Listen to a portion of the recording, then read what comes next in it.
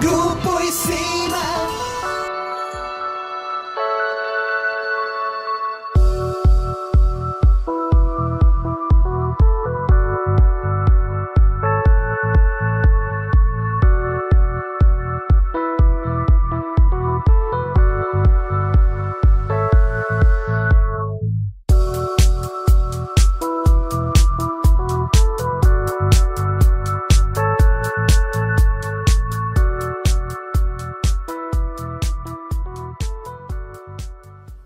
Porque yo a ustedes no los veo como estudiantes, yo los veo como colegas. Y me genera mucha emoción, me genera mucha felicidad hablarle a psicólogos. Porque aunque yo ya, pues miren, ya estoy viejito, las canas, pero cuando los veo a ustedes, como que viajo en el tiempo y vuelvo a llenarme de esa juventud, porque alguna vez yo estuve sentado en un aula hace mucho tiempo, cuando no había videobeam, sino que era con proyector de acetatos, que uno tenía que cargar un aparato grande y unas cosas de plástico y hasta de papel, porque también había proyectores de opacos. Bueno, ustedes los maestros no se acuerdan porque también están muy jóvenes, pero me siento joven con ustedes. Sí, están jóvenes, aquí el más grande soy yo. Y estoy muy contento pues, de estar acá. No sé si los protocolos de bioseguridad me permitan, yo que estoy a este lado, quitarme la máscara. Para... Madre, está lloviendo. Perfecto. El día de hoy voy a compartir con ustedes, no sé quiénes de ustedes estuvieron en Ciudad de México acompañándome en la charla con la conferencia que di. Levanten la mano quiénes estuvieron. Bueno, algunos. Esta va a ser una conversación un poco diferente porque nos vamos a centrar en un tema que es nuestro, un tema que es para los psicólogos o psicólogas. Va a ser más específico. Ya estábamos hablando para una cantidad de profesionales de diferentes áreas. Entonces aquí nos vamos a centrar en un tema que es netamente clínico y sobre todo un tema que es que hasta hace poco era exclusivo de los médicos. Vamos a hablar de biología, de neurobiología. Vamos a conocer un poco de cómo es que realmente opera y cómo funciona nuestro cerebro desde la parte biológica. Y miren lo importante que es para nosotros como psicólogos. Cuando diga psicólogos, van a ser psicólogos y psicólogas, para no estar repitiendo aquí eso del género, hay que decirlo ya porque otros se no van. Digo psicólogos, incluyo obviamente y de primero a las mujeres. Nosotros como psicólogos no podemos limitarnos solamente a algo tan importante como es escuchar el problema, escuchar la queja y buscar la alternativa y ayudarle a que el usuario, el paciente o el cliente encuentre la solución. Tenemos que saber más, ir más allá. Miren lo que pasó acá con nuestra colega que se cayó. Un psicólogo en este momento tiene que tener la habilidad de entender al ser humano de una manera integral, no únicamente de su parte emocional, que es nuestra esencia. También tenemos que entender al ser humano desde su parte biológica, desde su parte social, incluso desde su parte espiritual, desde su parte existencial. No somos sacerdotes, no somos pastores, no somos guías espirituales ni chamanes, pero debemos también entender ese ser humano que está al frente de nosotros y que tiene también unos miedos, unas angustias, unas expectativas o unas creencias. ¿Usted se imagina cuando le llegue un cliente, un paciente, un usuario? ¿Cómo le dice? Paciente. Voy a usar el término paciente. Allá en Colombia lo llamamos usuario. Entonces, el paciente, cuando me llega un paciente y que el paciente sea testigo de Jehová y yo sea budista, usted es budista y le llega un paciente testigo de Jehová, puede que usted no crea en nada de lo que él cree, pero usted tiene que tener la habilidad empática de identificarse con esa persona y no empezar a atacar su fe ni su creencia. Entonces, miren todo lo que tienen, hasta médicos. Mire como la maestra atendió de bien a la colega que se cayó y tenía formación en medicina. ¿Quién? Sí, pero no, igual parecías un médico. Le duele acá, mueva para allá, uy, respire, no faltó sin sacar el estetoscopio y... Usted está... Les voy a contar una anécdota, yo siempre comienzo a contar mi historia, yo no sé por qué me salgo del guión. Esto se me apagó. Ya.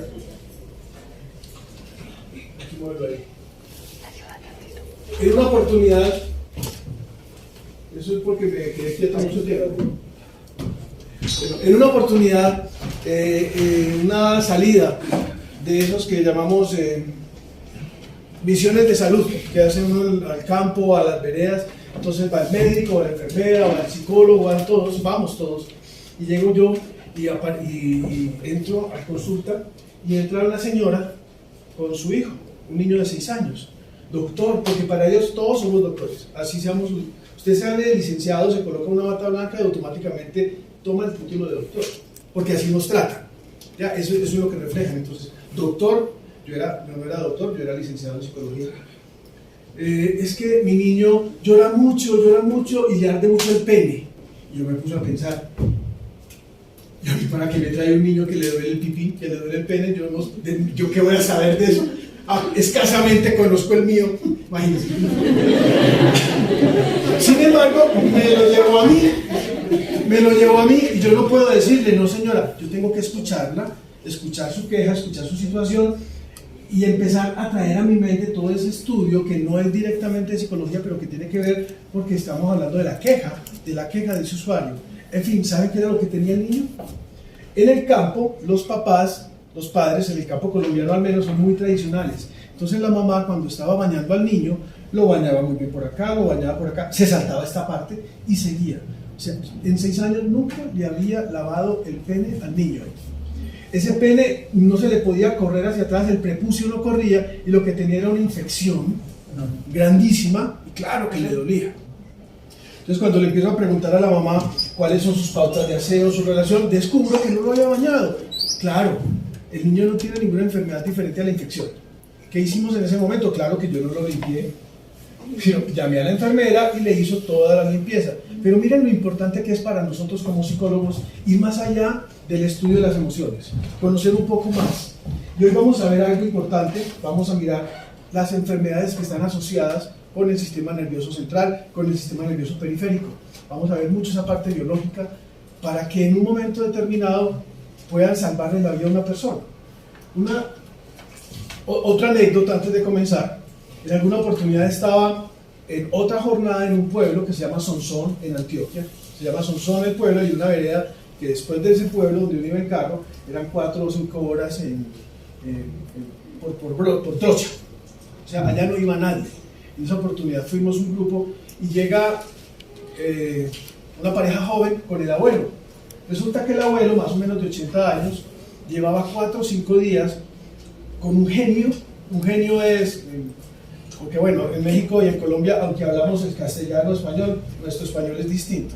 ¿Cómo digo yo mal genio? ¿Me hago entender qué es mal genio? Sí. Enojado, irritable, malhumorado. Pero no era así, llevaba 4 días. Entonces fue un cambio tan repentino de un momento a otro. Miro yo al Señor y veo que tenía la cara un poquito ladeada hacia un lado. Hago las preguntas de rigor. ¿A qué huele? ¿Qué olor siente el Señor? No, todo huele maluco, todo le huele, tiene un aroma. ¿Huele maluco en ese momento? Sí. No, todo olía perfecto, pero él sentía un olor putrefacto. Tenía irritación, tenía un movimiento tirado hacia un lado y un poquitico de miparesia. O sea, de una sensación como de calambre en parte del cuerpo.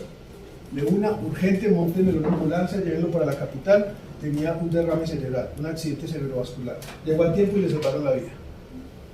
Y yo no soy médico, no soy neurólogo, pero como psicólogo identifiqué los síntomas y los signos asociados a un accidente cerebrovascular y le salvó la vida a esa persona. Entonces, con esto quiero es que sepan lo importante que es este tema. Así usted diga, no, a mí me gusta el psicoanálisis, yo soy un hermanito de Freud, me encanta lo humanista, soy enamorado de la psicología positiva, me encanta... Perfecto, eso está bien. Pero no hay que descartar este otro tipo de conocimiento porque los psicólogos somos integrales. Los psicólogos no podemos ser únicamente psicoanalíticos o únicamente cognitivos o únicamente humanistas. Somos psicólogos, no podemos ser por pedacitos. Es importante que tengamos en cuenta que los seres humanos somos integrales. Siempre inicio hablando sobre eso. No podemos, el ser humano no lo podemos dividir en pedazos. No podemos decirle de acá hacia allá comienza el cuerpo y en la mitad está la emoción y aquí está lo social. ¿No? Ojalá si fuera así sería más fácil. Pero ese modelo taxonómico ya no funciona. Ustedes han oído hablar de un señor que se llama Gall, se llamó Gall, G-A-L-L, Gall. No. ¿Han escuchado el término frenología? No es como frenar un carro, no es freno, sino frenología. Bueno, para los que lo han escuchado bien y para los que no, Gall se conoce como el padre de la frenología. Gall postulaba, él decía, que las personas, dependiendo de la forma de su rostro, de la forma que tuvieran en su cara, se podía determinar claramente cómo era su comportamiento y cómo iba a ser su comportamiento. Entonces, según la forma de la cara, podríamos decir, es un asesino, o es un buen padre, o es un psicópata, y tumba las patitas de... O sea, por la forma, entonces, desarrolló toda una teoría.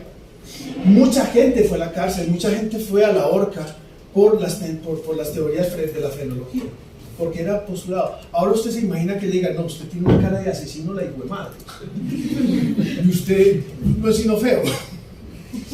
Yo no soy asesino, yo soy feo. Pero en esa época se tenía, pero fueron los inicios donde se empezó a relacionar la parte física con la parte comportamental. Obviamente sabemos que ya esa teoría es completamente descabellada, pero fue muy importante en su momento. El ser humano es integral y vamos a tratar de verlo. Me voy a centrar, después de esta aclaración, en la parte biológica, únicamente en la parte biológica, sin desconocer la importancia de otros aspectos. La conducta es el objeto de estudio de nosotros los psicólogos. Nosotros nos preparamos para estudiar la conducta humana. La conducta se puede dividir o entender de dos maneras. Si hay alguna pregunta o algún comentario frente a lo que yo voy avanzando, simplemente levantan su mano, que se vuelva lo más informal posible. No esperen hasta el final, porque no espera hasta el final y se le olvida. Entonces, así. Existen dos formas de conducta: la conducta manifiesta y la conducta encubierta. Conducta manifiesta es lo que se observa, y la encubierta es lo que no se observa. Por ejemplo, la emoción es una conducta encubierta, porque usted puede estar así riéndose, pero por dentro está triste. Entonces la conducta puede ser de dos tipos. Pero tanto la conducta manifiesta como la encubierta son resultado de la biología. La biología, nuestros procesos biológicos son los responsables de la conducta, sea manifiesta o sea encubierta. Y la biología, nuestra biología, se basa en dos grandes sistemas. Todos sabemos o conocemos sobre el sistema nervioso, pero casi nadie sabe que el sistema endocrino también es fundamental para los procesos biológicos. Es fundamental para los procesos biológicos. ¿Qué es el sistema endocrino? Yo quiero que alguien me ayude. ¿Qué es lo que hace el sistema endocrino? ¿Eso a qué le suena? Cualquier cosa que digan es válida, aquí no hay errores. Lo más que puede pasar es que nos burlamos. Ya, no vale la pena. Pero sí me gustaría escuchar qué entienden. Pueden buscar en su celular, aquí hay conectividad, busquen qué sistema endocrino. No es un examen. Pero sí me gustaría que alguien me leyera o me dijera qué entiende por sistema endocrino. ¿Es el que regula las hormonas? Muy bien. El sistema endocrino tiene que ver con la generación y producción de todos los químicos de nuestro cuerpo, de las hormonas, de los neurotransmisores, de las defensas cuando hay que producirlas. O sea, cuando los glóbulos blancos van a salir, también tienen que ver con el sistema endocrino. Con los neurotransmisores que tienen que ver con las emociones. Entonces, toda nuestra conducta, nuestro comportamiento tiene dos grandes pilares: sistema nervioso, que ya lo conocemos, y el sistema endocrino, al que nadie le presta atención. Miren, ustedes son psicólogos y muchos no lo sabían. Entonces, muchas veces le va a llegar a usted el paciente, el hombre o la mujer, no puede dormir, tiene depresión, tiene síntomas depresivos, se quiere suicidar, tal vez tiene un desbalance endocrino. Tal vez lo que necesita es una interconsulta con un endocrinólogo, un médico que le mire la tiroides, cómo está la tiroides, por ejemplo, cómo está la hipófisis o alguna glándula, porque tiene un desajuste, simple desajuste por cualquier causa externa, por el clima, por cualquier cosa. Las mujeres en su periodo, los hombres. Ustedes sabían que los hombres también tenemos periodo. Ay, mire cómo abre los ojos ese muchacho. Los hombres también. Las mujeres tienen su periodo usualmente cada una vez al mes, o sea, cuando menstruan, que es algo mágico. Antes decía que era una enfermedad. No, eso no es enfermedad, eso es una bendición. Enfermedad es no tenerlo. Pero los hombres también. La única diferencia está en que los hombres no sangramos, pero los hombres también tenemos esos ciclos que nos van dando cambios endocrinos que tienen que ver con el estado de ánimo. Y todo eso se basa en los genes, la dotación genética. Para que eso funcione, ¿Eso es un dibujo de qué? neurona. De una neurona.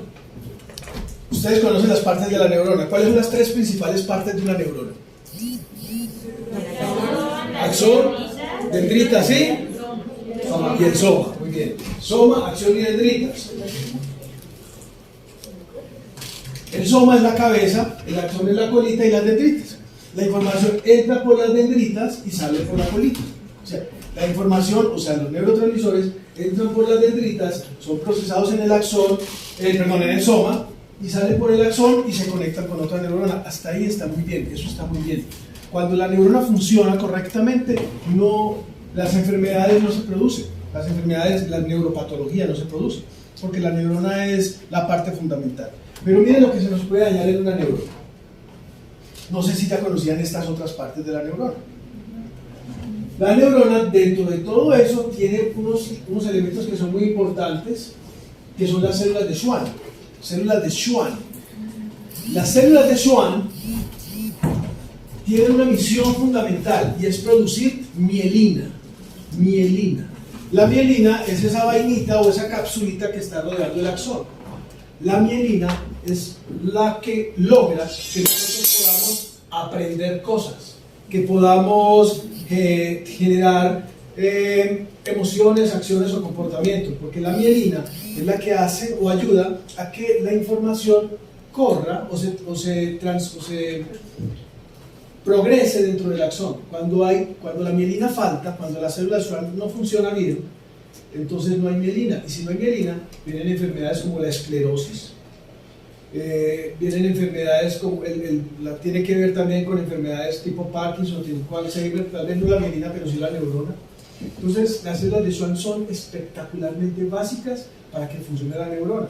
¿Y cómo se pueden dañar las células de Schwann? Se pueden dañar genéticamente, o por el abuso de alcohol, o por problemas de hábitos de vida. ¿Y quién es el que tiene, cuál es el profesional que tiene que ver con los hábitos de vida? Ustedes. O sea, de alguna manera tenemos un gran papel en la prevención, tal vez no en la atención, pero sí en la prevención de todas estas enfermedades que tienen que ver con problemas de mielina. Se llaman, miren la palabra tan bonita, enfermedades desmielinizantes. Desmielinizantes. Cuando usted vaya a una entrevista para trabajar en un hospital y usted le diga al médico, al director, no, es que a mí me interesa mucho trabajar con todas las enfermedades neurodegenerativas, como los trastornos de enfermedad desmielinizante. Y él va a decir, abre la boca, usted sabe mucho. Porque ese término no lo maneja cualquiera, desmielinizante. Por ejemplo, la esclerosis es un trastorno desmielinizante. ¿Han oído hablar de Stephen Hopkins? ¿Lo conocieron? Ese gran científico del siglo XX que murió, que estuvo en una silla de ruedas y que hablaba con una maquinita. Stephen Hopkins padeció esclerosis múltiple. Véanse la película Mentes Brillantes. No, en la teoría del todo.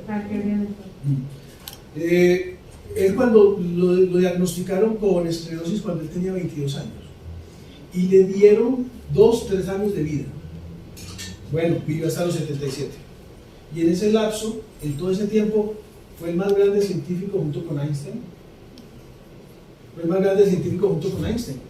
Y tenía esclerosis múltiple, pero ¿por qué lo logró? Por su voluntad, por su apoyo emocional. Logró llegar a donde llegó, más lejos de lo que podemos llegar muchos de nosotros que lo tenemos todo.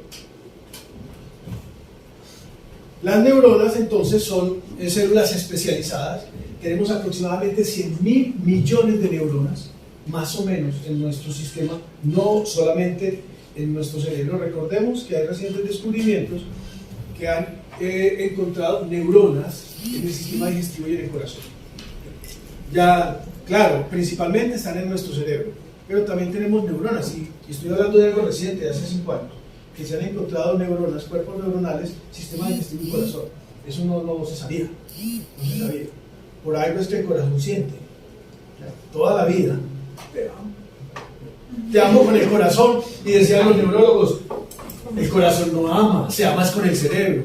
Y sí tienen razón, pero ya sabemos que también se ama con el corazón, ¿ya? Porque forma parte de ese sistema. Otra.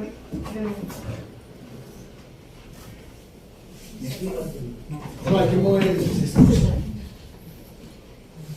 Ah, ¿es acá?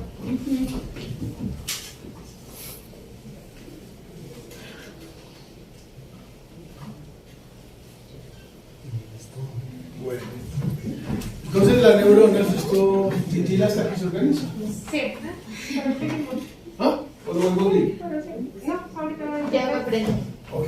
Sus neuronas ya no. Hay un problema sináptico. Nada más está el impulso nervioso, pero le falta la mielina. Ok, bueno, ya, tengo ya lo decimos en Colombia el pastel, o sea, la ayuda. Ajá. Existen muchos tipos de neuronas. Nosotros siempre creemos y aprendemos que el dibujito básico de la neurona es el que habíamos visto. Pero existen muchos tipos de neuronas. De hecho, hay neuronas que se conectan, siempre sabemos que se conectan por la dendrita y el axón, ¿ya? Pero hay neuronas que se conectan por otras partes diferentes también. Hay axón, dendrita, soma-dendrita, se pueden conectar por todas partes, por cualquier parte. Y eso es fantástico porque hace que nuestro cerebro pueda desarrollar muchas más habilidades de las que antes creíamos. Ya no es solamente por punta y extremo, se pueden conectar por todo lado y pueden formar redes neuronales, que así se llaman redes neuronales, que nos ayudan a estar preparados para cualquier eventualidad.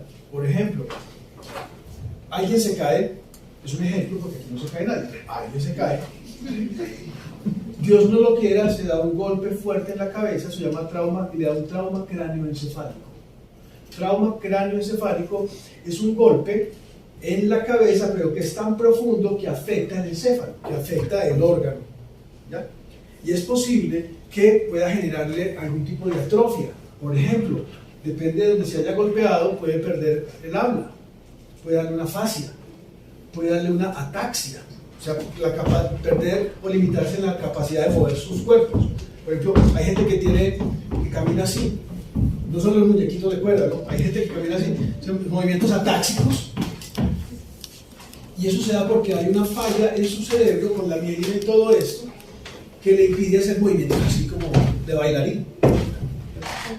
Hay gente que puede perder la capacidad de ver porque hay una lesión a nivel del lóbulo occipital.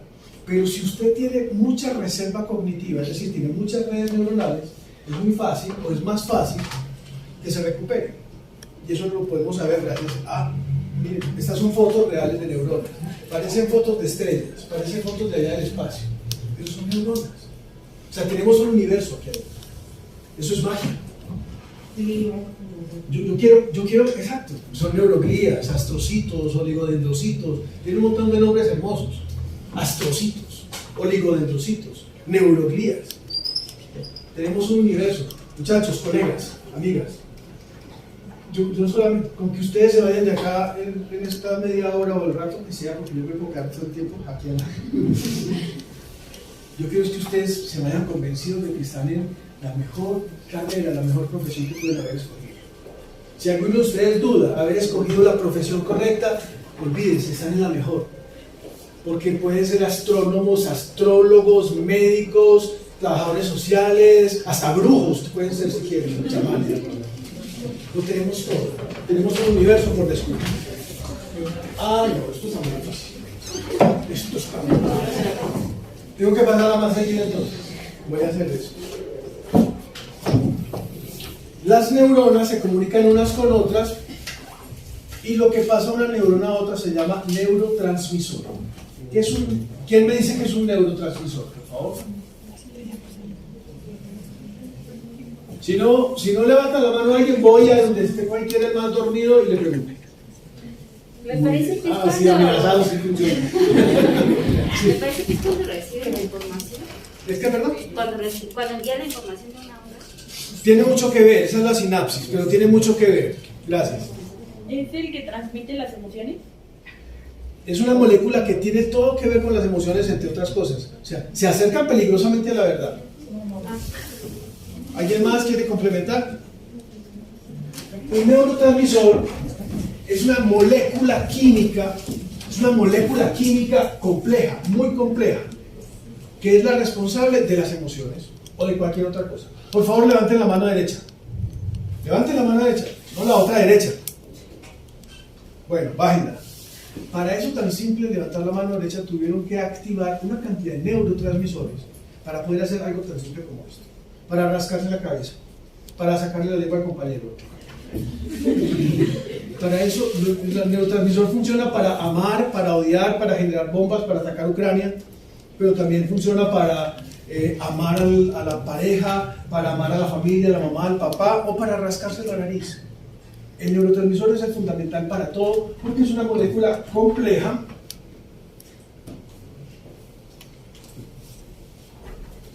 Y existen muchos tipos de neurotransmisores, algo más de 100.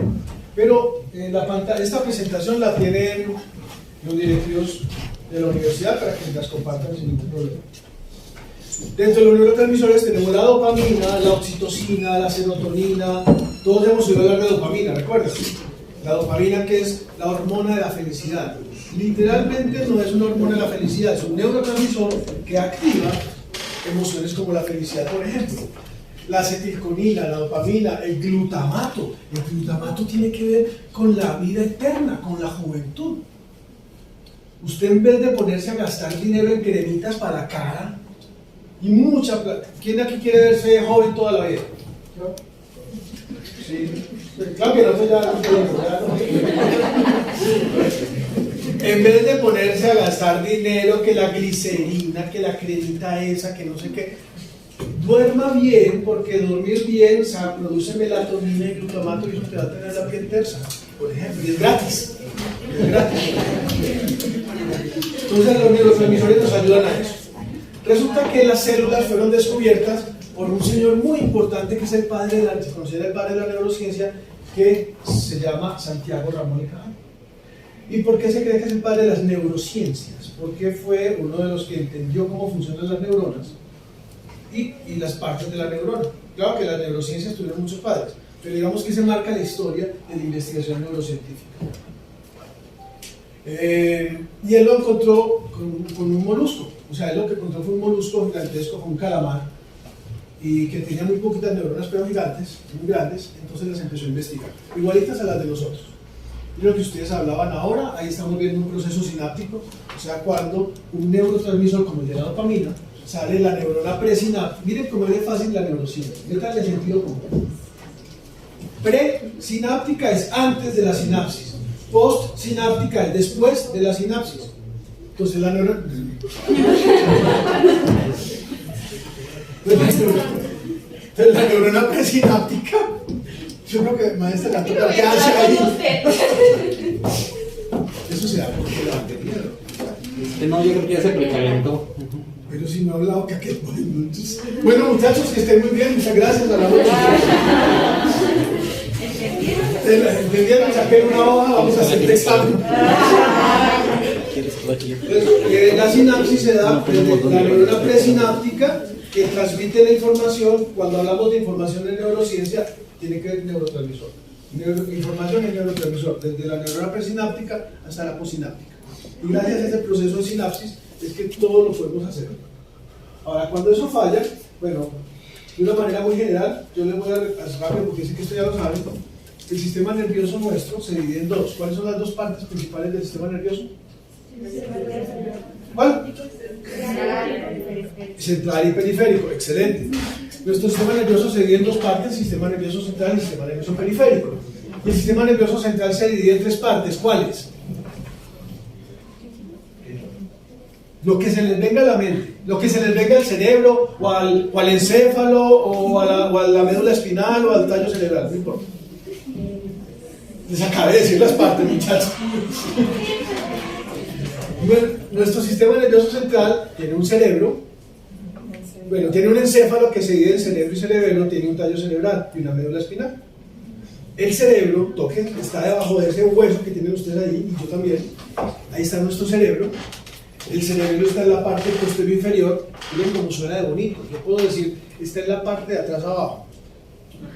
O puedo decir, está en la parte posterior inferior. ¿Qué suena más bonito? Por supuesto, usted le dice, está en una reunión, porque a usted les va a tocar reunirse con médicos para trabajar, hacer trabajo de interconsulta, hacer trabajo interdisciplinario. Y si usted se reúne con un montón de médicos que todos se creen, sufren de un ego grande, la mayoría, no todos, y usted le dice, no, médico, resulta es que tiene un trauma a nivel posterior inferior. Él va a pensar, este sí sabe, y lo va a tratar a la altura. Y usted le dice, no, es que se dio un golpe en la parte de atrás abajo. ¿Qué va a pensar ese médico? Este no pasó por encima. Entonces el cerebro está en la parte posterior inferior de la cabeza. Tenemos también el tallo y la médula espinal, que la tenemos en la parte que es dentro de la columna vertebral. El sistema nervioso periférico está dividido en dos grandes partes, el sistema nervioso simpático y parasimpático, que se activan cuando tenemos... Oh, no, sí está moviendo, sí está moviendo. Sí está moviendo. ¿Antes? No, que sí se está moviendo. Entonces, mire cómo ahí podemos ver el dibujo, sistema nervioso central, que es el cerebro y toda la médula espinal, y cómo sale el sistema nervioso periférico. Tenemos sistema nervioso en todas las partes de nuestro cuerpo, Yo quiero llegar a las enfermedades. Miren cómo se estudiaba antes el cerebro. Antes, y me refiero antes de los 70, la única manera de conocer el cerebro era cuando la persona estaba muerta. O sea, usted estaba muerto o tenía una cirugía y tenían que abrirle la cabeza, hacer una cirugía de cráneo abierto, de cerebro. Es la única manera, pero a partir de los 70 comienzan a inventarse una serie de máquinas. Entre ellas, la primera fue el electroencefalógrafo, que lo tenemos en la parte después de lo verdecito. ¿Qué es lo que hace el electroencefalógrafo? Registra la actividad eléctrica del cerebro, pero después comienzan a aparecer la tomografía axial computarizada, la imagen por resonancia. Presten atención porque enseguida traigo un caso clínico de verdad de un paciente mío, y le voy a dar toda la información para que ustedes me digan qué tiene, con base en todo lo que estamos hablando acá. Luego inventaron el TAC, que es la tomografía axial computarizada. Luego todo lo que hay ahí, miren qué tan bonito. Eso es un electroencefalograma. Bueno, que lo identifiquemos porque cualquier día lo van a ver ustedes en su práctica. Esa es una electroencefalografía. Aquí tenemos una tomografía axial computarizada que es muy interesante porque toma fotos. Es una cámara fotográfica, sí, que toma fotografías de las partes densas del cerebro. Entonces ahí estamos viendo claramente un tumor. Ahí, eso es un tumor, es la foto de un tumor. ¿Cómo podemos reconocer un tumor?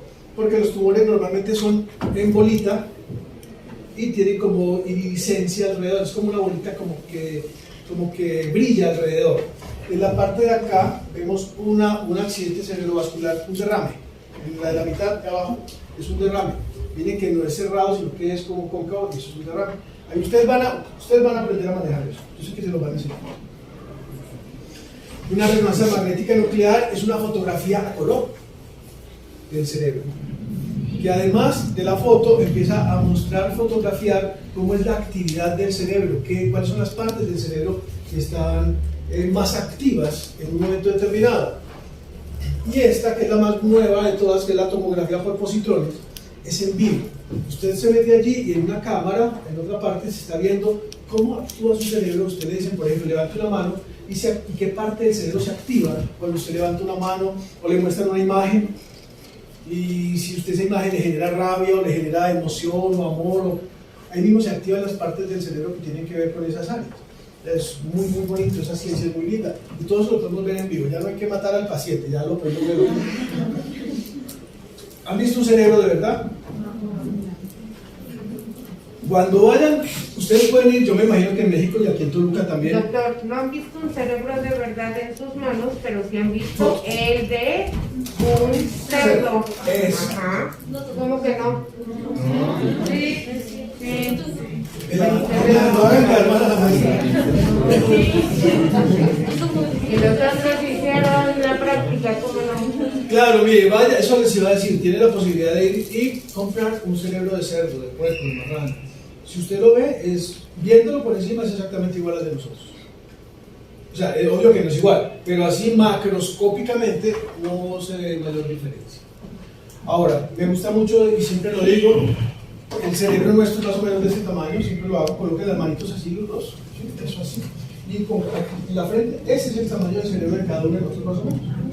No es tan grande como ese que es. Y siempre se ríen, que siempre creen que lo tienen más grande, sobre todo los hombres, pero no. No hablando del cerebro. Diremos que el cerebro se divide de una manera de lo más grande a lo más grueso a lo más, en dos grandes hemisferios, hemisferio derecho y hemisferio izquierdo, y están unidos por un cuerpo calloso. El cuerpo calloso es el que une ambos hemisferios y es, para que lo entendamos, es como una vía nerviosa que genera interconexión entre ambos hemisferios y es muy importante. El cerebro de la mujer en general es femenino, es un poco más pequeño que el cerebro masculino, pero el cuerpo calloso de la mujer es más grande. Y al ser más grande, logra, en términos generales, porque hay excepciones, de que las mujeres puedan tener una mayor conexión entre los dos hemisferios, y eso hace que en muchas oportunidades las mujeres puedan ser más armónicas en la interpretación del mundo. Antes lo interpretaban como multitask, que las mujeres eran multitrabajo y pueden hacer todo al mismo tiempo. Ya sabemos que eso no es verdad. La atención focalizada solamente se puede dar en una cosa. Pero la mujer puede desconectarse aquí y conectarse allá más rápido que los hombres. Si no, uno está haciendo una cosa y le empiezan a hablar y uno dice, espere, yo tengo una escapación o allá o acá. Los hombres somos negados para eso, no podemos. Las mujeres sí pueden hacerlo porque todo al mismo tiempo. Pero no es que lo hagan al mismo tiempo, es que se conectan y desconectan con mucha mayor rapidez gracias a ese tallo, a ese cuerpo calloso más grande. El cerebro es tan importante que debe estar muy bien protegido. Vamos ya vamos a entrar a la patología. Tiene que estar también protegido porque es muy importante y está protegido primero que todo por el cabello, el cuero cabelludo. El cuero cabelludo tiene una función muy importante, o dos, mantenernos aislados y calienticos. ¿Ya? Los que son calvos, ¿qué? De malas. De malas. No sé qué. Pero si miramos los vellos, no los bellos, hermosos, bonitos, no, sino el vello, el cabello, el pelo, está en las partes donde hay mayor sensibilidad en los órganos. Por ejemplo, en la cabeza, en el tronco, en el pecho, en las axilas y en las ingles, que son las partes más delicadas. Tiene una función de proteger, acolchonar y calentar. ¿Ya? Después del cuerpo, de los vellos, del pelo, sigue el cráneo. El cráneo es un hueso muy duro. ¿Cuál es el hueso más duro de todo nuestro cuerpo? El más fuerte, el más difícil de romper. ¿Cuál es? ¿Cuál? No entendí. El cráneo es muy fuerte, pero hay uno más fuerte todavía que se llama el esternón. ¿Llegas así de ese? Es el más duro de todos que está acá. ¿Y por qué? Porque mire todo lo que protege y todo lo que cubre. Pero después del esternón, uno pensaría que el fémur, no, eso se parte en fase. El cráneo. El cráneo no es un hueso, muchos huesos están muy unidos y están así para proteger. Debajo del cráneo hay una serie de capas que protegen el cerebro que se llaman, ¿cómo? Exactamente. Las meninges. Entonces miren cómo está protegido ese cerebro. Cabello, cráneo y no una, sino tres meninges. Tres meninges que se encargan de proteger, envolver el cerebro. Y entre las meninges circula un líquido, como si fuera poco, que nos mantiene ingrávidos. Mantiene el cerebro como flotando. ¿Cómo se llama ese líquido? Líquido cefalorraquídeo, muy bien. Entonces mire cómo está protegido. Pero asimismo está expuesto, porque se llega a infectar cualquiera de esas partes y llega a todo el cerebro. Se infecta el líquido cefalorraquídeo, se infecta, da una encefalopatía, un montón de cosas. Entonces está muy bien protegido, pero hay que cuidarlo. Tenemos unos lóbulos, pues, ahí están, todos lo saben, no me voy a detener, frontal, occipital, parietal, temporal, y tenemos además otros, antes de pensar que teníamos 4, ahora sabemos que tenemos 7 lóbulos, esos 4 tradicionales, y tenemos el lóbulo límbico y el meso, no sé, bueno, ahorita me acuerdo. Hay otros 3. Pero los que somos de vieja escuela, como que nos da dificultad ingresar la información. De hecho, hoy vamos a hacer una práctica con un huevo, mis alumnos, para checar lo que era el líquido cefalorraquídeo, por eso les pedí que gastaran un huevo y su recipiente. Es muy parecido, porque como la yema. La yema no, sí, la yema no. La clara. Eso, la clara, no la amarilla, sino la clara. Y al meter el recipiente, el huevo, y moverlo con agua, es como nuestro líquido cefalorraquídeo, y bueno, aquí vamos a hacer esa pequeña para que Bien. Por ejemplo, eso yo nunca, a mí no me lo enseñaron nunca, pero eso no, yo de huevo no sé si no fritarlos y comer. Pero eso es muy bueno, eso que yo nunca me lo enseñaron a mí así nunca les va a olvidar, y después se lo comen. Exacto. Lóbulo parietal, lóbulo, tóquense el parietal, quiero ver dónde tienen el parietal ustedes. Eso. Arriba, la coronilla, aquí, ese es el parietal, acá, en la parte superior, un poquito hacia atrás, acá arriba. Sí, ay no, me está doliendo el parietal. Ay no, tengo un dolor de estómago. Ok, el parietal es muy importante porque lidera dentro de muchas cosas la parte somatosensorial, toda la parte de sensaciones y claro, no es que sean solos ellos, porque todos trabajan en equipo, pero la lidera. Tenemos el lóbulo occipital que lidera la parte visual, que está en la parte posterior. Tenemos el lóbulo temporal, o los lóbulos temporales que tienen muchas cosas. Por ejemplo, la parte del lenguaje tiene mucho que ver allí con las áreas del lóbulo Broca y Wernicke. Tiene que ver con la atención también. Tiene que ver incluso con la parte de las emociones, porque por esos lados tenemos también parte del sistema límbico. Y tenemos el lóbulo frontal, que integra todo lo demás y tiene que ver, que está acá, ese sí todos lo conocemos, frontal, y tiene que ver, dentro de muchas cosas, con las acciones voluntarias, con la moral, con el movimiento voluntario, con muchas otras cosas. Ahora sí, con ese pequeño resumen, yo no sé hasta qué horas me dice el maestro a qué horas nos tenemos que... Está buenísima, muy didáctica la... Porque yo por ahora, yo no tengo problema. Vamos a hablar de tres grandes grupos de trastornos. Vamos a hablar de enfermedades cerebrovasculares, de traumas craneoencefálicos y de enfermedades neurodegenerativas. Son los tres grandes grupos, aunque hay más. No vamos a hablar de trastornos del neurodesarrollo, de los niños, sino de cosas que le pueden dar a cualquier persona. Para uno identificar qué es un trastorno del neurodesarrollo y qué es cualquier otra cosa, los trastornos del neurodesarrollo se dan únicamente cuando nos estamos desarrollando. O sea, desde el momento de la fecundación hasta los 18 o 20 años de edad. ¿Ya? Lo que da después de eso ya no es un trastorno del neurodesarrollo, sino un trastorno neuropatológico. ¿Ya? Neurodesarrollo es que afecta el desarrollo normal. No vamos a hablar de esa parte. Enfermedades cerebrovasculares. Y vamos a mirar cómo es que la enfermedad cerebrovascular tiene que ver con el deterioro cognitivo.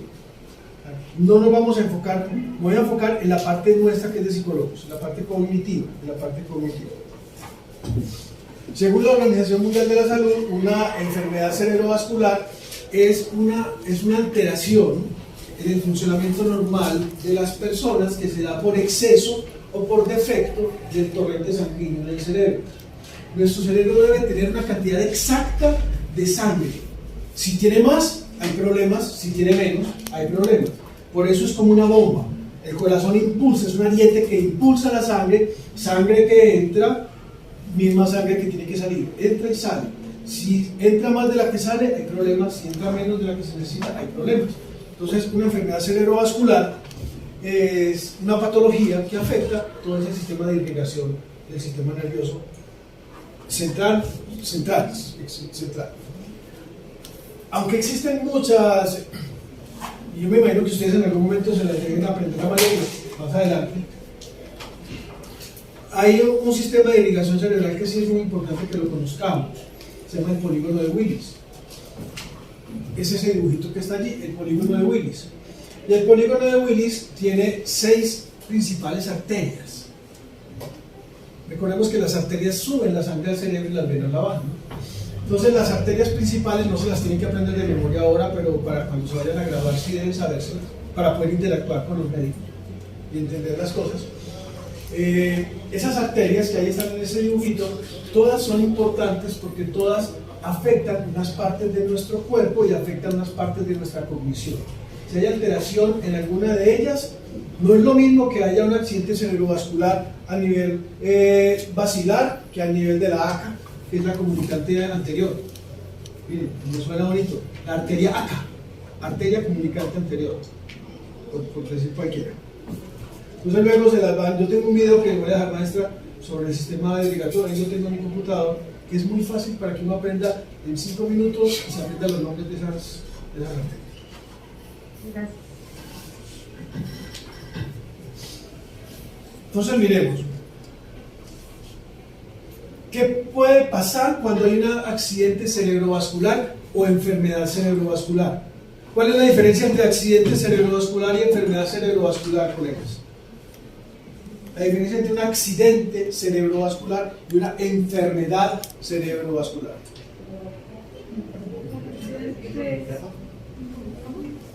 La clave está en accidente, en enfermedad. El accidente puede ser por algún golpe o caída y enfermedad es algo que se va desarrollando biológicamente. Perfecto. Yo no lo podía haber dicho mejor. Está perfecto. Los accidentes son repentinos. Las enfermedades son paulatinas. Pero cuando pasa es el mismo, pues el síntoma y el problema es exactamente igual. ¿Qué puede dar con esto? Puede darnos hemiplejías. ¿Qué es una hemiplegia? Es que se pierde la capacidad de sentido de mover una parte del cuerpo. Hemi es medio cuerpo. Pueden darse comportamientos como el del viejito que les conté ahora del señor, comportamientos agresivos, pueden cambiar el comportamiento completamente. La madre Teresa de Calcuta puede convertirse en una violadora. Podría, si tuviera un tipo de estos, se llama desfrontalización. A cualquiera, por bueno que sea, puede convertirse. En fin, ¿cuáles son las causas de estos accidentes cerebrovasculares? La alteración en el flujo de sangre, que o entra más o entra menos. Puede darse, y esto es completamente nuestro, puede darse por enfermedades, sale de nuestro campo de acción, puede darse por genética, sale de nuestro campo de acción, pero puede darse por hábitos de vida que sean completamente inadecuados. O sea, puede darse por consumo exagerado de alcohol, puede darse por consumo, y eso se ve mucho en México y en Colombia también, por consumo exagerado de grasas. Aquí comemos muchas harinas. Aquí todo, como todo es tan bueno, todo es tan sabroso, y aquí comen mucho, y en Colombia también, no tanto. Yo he aumentado 3 kilos y llevo 10 días acá de comer. Pero los hábitos de vida sí tienen que ver con nosotros como trabajadores del comportamiento, porque podemos hacer prevención o atención desde allí. ¿Ya? La hipertensión arterial, que tiene que ver con hábitos de vida también. Es muy importante, me gustaría que viéramos acá 2 tipos de enfermedades cerebrovasculares para que los entendamos, o de accidentes. Están los tipos isquémico y el tipo hemorrágico. Hay 2 tipos, isquémicos y hemorrágicos. Isquémicos es cuando falta sangre, cuando entra menos de la que nuestro cerebro necesita. Eso es isquémico. Y hemorrágico es cuando hay demasiada, cuando se derrama. Hemorrágico es cuando hay una hemorragia, se derrama. Isquémico es cuando falta. Entonces pueden haber, y dependiendo de la que sea, el tratamiento es diferente y la manifestación clínica es diferente. Los isquémicos son trombosis o embolia. Cuando usted le dice, el médico es que tiene una trombosis, sabe que es un accidente cerebrovascular isquémico, o sea que algo impidió que le llegara toda la sangre al cerebro, toda la sangre que necesita. Embolia también, trombosis, la diferencia es que los trombos son grasa y la embolia son émbolos, que son coágulos de sangre.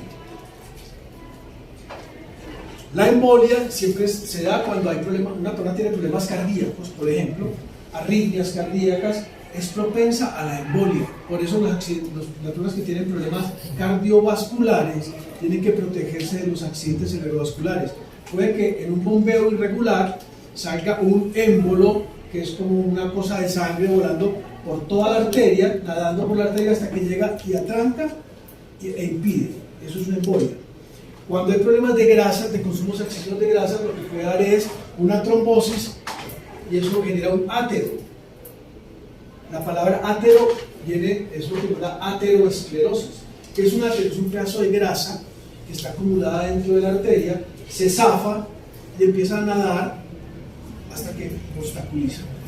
Entonces las 2 cosas son muy graves, pero una se da por problemas cardíacos y otra se da por problemas de alimentación, porque comemos mucho, no hacemos deporte, no tomamos agua. Salud. Y los hemorrágicos es todo lo contrario, hay un exceso de sangre, se revienta. Este dibujo es muy bonito para entenderlo. Sin embargo, para la gente común y pues para los que no son psicólogos o profesionales del área de salud, todo eso se llama derrame. Ellos entienden, eso es un derrame, un ictus o un stroke. Si ustedes leen un libro, pueden leer ictus o stroke o stroke y es lo mismo. Pero ya como profesionales de la salud, sí debemos entender que hay diferencias desde la etiología. Aquí podemos ver, miren un dibujo, el que está allá, eso es de... Yo he tenido, gracias, miren, yo soy psicólogo como ustedes. O sea, no soy, lo único distinto es que yo soy más viejo y he comido más niños. Pero aparte de eso somos iguales.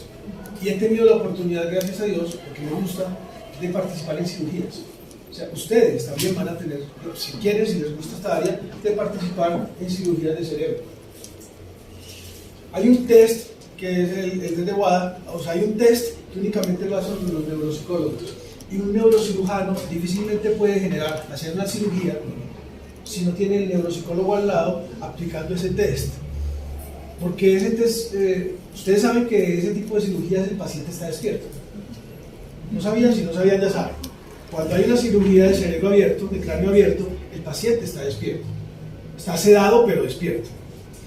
Y le van a tocar acá, antes de hacer cualquier tipo de incisión, el neurocirujano le pregunta al neuropsicólogo que está aplicando el test, toca acá, mueva un dedo, haga una cosa para que no vaya a hacer que corte donde no es y se quiere en el paciente. Y esa responsabilidad es del neuropsicólogo. Y un neuropsicólogo es usted. Porque ustedes, si les gusta esto, pueden participar en cirugías. Bueno, esta es una foto de una cirugía en la que yo participé. Y ahí estamos viendo un problema de aterosclerosis. Un atero que fue un pedazo de grasa que se acumuló allí y empezó, miren cómo se va hinchando, como hay una parte, se vuelve delgadita y luego en la parte más arriba como que hay una bolita, entonces la sangre que tenía que fluir se represó. Si eso no se arregla a tiempo, se revienta, y si se revienta, ya el pronóstico es muy reservado. Pronóstico reservado significa que se va de cajón. Eso es lo que no le podemos decir a la señora, no, es que su esposo se va de cajón. Le podemos decir, no señora, un pronóstico reservado. Es lo mismo. Como cuando un médico le dice a usted, no, usted le pregunta, doctor, ¿y eso de qué edad? ¿Por qué le dio? Y el médico le dice, eso es idiopático. Y usted, gracias, doctor. ¿Sabe qué significa idiopático? Que no tiene ni idea. Cuando el médico le diga eso es idiopático, le está diciendo, no sé de qué edad. Eso no sé. Le dio por de malas. No son palabritas para que no vaya entendiendo. Bueno, esto ya lo hablamos. Aquí estamos viendo, hay muchos tipos de enfermedades, de hemorragias. Hemorragia subdural, intracraneal, subarachnoidea. Eso depende de qué parte del cerebro sea que esté siendo afectado.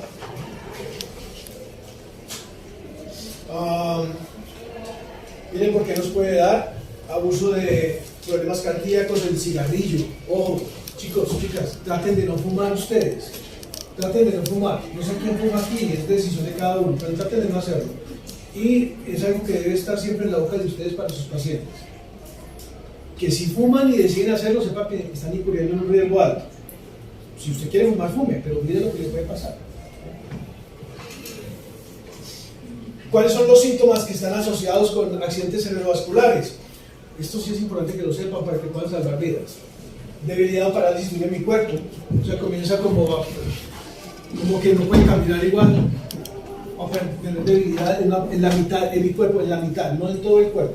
Si es en todo el cuerpo, es hambre.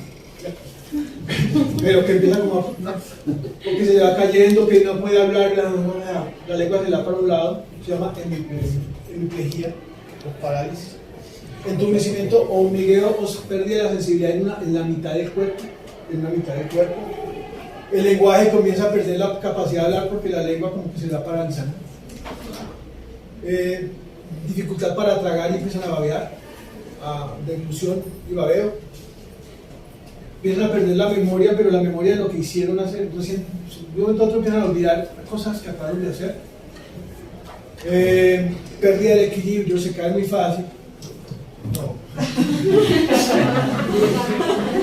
Cambios en la personalidad. Somnolencia. En fin, movimientos incontrolables de los ojos, pero ya es un caso, ya está a punto, pues ya. Es cuando los ojos empiezan a moverse para todas partes.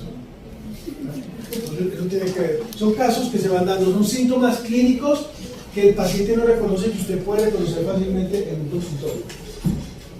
Pérdida motora, bueno, esto lo acabamos de mencionar, pero es como más detalle, cuáles son las manifestaciones clínicas, problema del lenguaje, empiezan a hablar incoherencias, de un momento a otro a decir cosas que no son, hablar solos, se llama, se me olvidó la palabra exacta, ¿cuál es? Sí. Disarte, se me olvidó, pero ahí está escrito.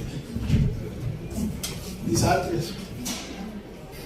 Trastornos en la percepción, hemianopsia es cuando el derrame, cada uno de esos síntomas tiene que ver cuando el derrame, o significa, por ejemplo, si hay hemianopsia es que el derrame está en la parte occipital, por ejemplo.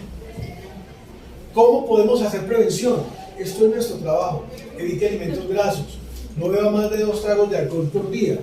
Ahora usted dice, yo me tomo 2 por día, pero me los tomo todos juntos el fin de semana. No, así no aplica, no tome, si toma 1 o 2 tragos al día, no más. El sobrepeso, la presión arterial, no importa la edad. Yo sé que ustedes son muy jóvenes, pero eso no tiene edad. Es una enfermedad silenciosa. El colesterol, en fin, no fume. ¿Hasta este momento hay algún comentario? Yo tengo una duda. Un doctor nos explicaba que tenía un caso donde le había llegado una persona que tuvo un accidente de bala, pero con el cerebro, entonces perforó las capas y de hecho nos enseñó el video de la operación, pero no sé si ahí puede haber algún daño después. Es un joven de 28 años. Muy interesante tu comentario, tu pregunta.